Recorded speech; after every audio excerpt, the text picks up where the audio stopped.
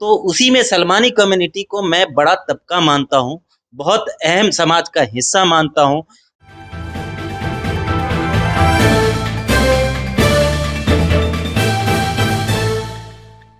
नमस्कार। आज हमारे साथ बातचीत के लिए हिदायतुल्लाह उर्फ जेंटल साहब मौजूद हैं। आप कांग्रेस पार्टी के वरिष्ठ नेता हैं। हिदायतुल्लाह साहब, वतन समाचार में आपका स्वागत है। अस्सलाम वालेकुम अहमद भाई, बहुत बहुत शुक्रिया।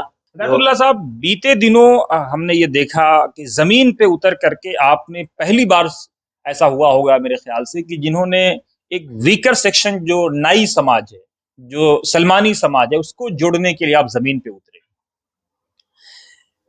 जो जब आप सोशल वर्क करेंगे ना, तो आपको हर तबके को देखना पड़ेगा। सलमानी समाज हमारे समाज का एक ऐसा तबका, एक ऐसा वर्ग है जो हर खुशी के मौके पे आपको याद दिलाता है। और जब आप बहुत सुकून के पल में होते हैं, तब आप कहीं जाते हैं, चाहे वो बाल बनवाने जाएं, चाहे कुछ किसी और काम से जाए, तो वो आपके बड़े सुकून का पल होता है। और वो पल आप उस समाज को देते हैं।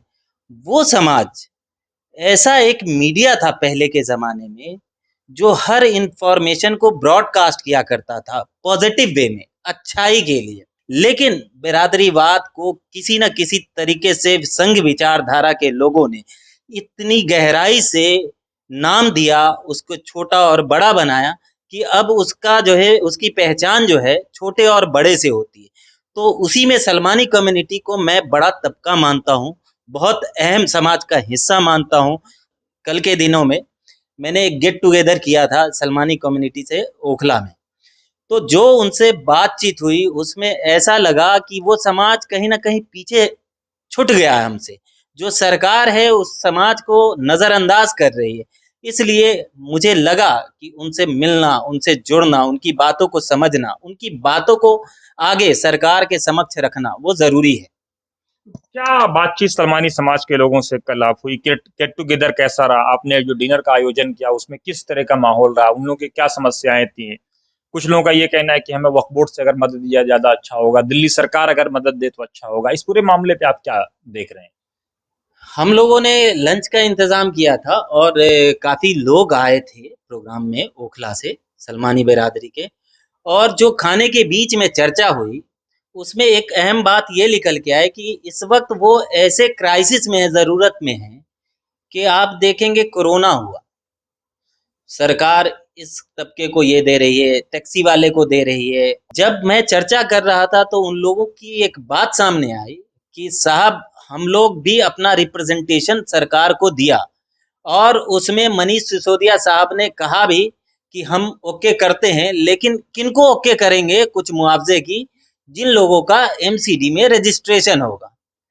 तो सवाल यह है कि जो पूरा ओखला ही सरकार के यहाँ नॉन रजिस्टर्ड है, इलीगल कहलाता है, जहाँ के बिल्डिंग्स इलीगल कहलाते हैं, जहाँ के विधायक और काउंसलर इलीगल प्रॉपर्टी पे बैठे हुए होते हैं, इलीगल तरीके से बनाए हुए प्रॉपर्टी पे बैठे हुए हैं, वहाँ आप लोगों के लिए कहते हैं कि भैया पहले लाइसेंस लाओ, तब हम आपको मुआवजा देंगे।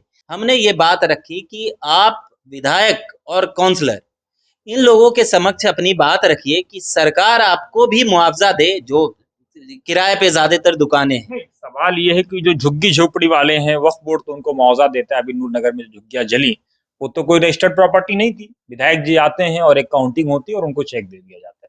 तो ये काम तो यहाँ भी हो सकता है ना? हमारा जो मशवरा हुआ है कि जो वक्फ बोर्ड के चेयरमैन है जनाब अमानतुल्लाह खान साहब, आम आदमी पार्टी के नेता भी हैं, ओखला से विधायक भी हैं, तो उनको इन सलमानी बिरादरी के परेशानियों को समझते हुए सरकार से उनकी मुआवजे की बात करानी चाहिए। जो लोग किराए पे हैं, उनको जबरदस्ती बंद दुकानें हैं, फिर भी किराया चढ़ा हुआ है। जो लोग उनके यहाँ काम करते हैं उनको पैसे देने, जो नाई है उनको पैसे देने, ये सारे खर्च तो उन पे है रोज के।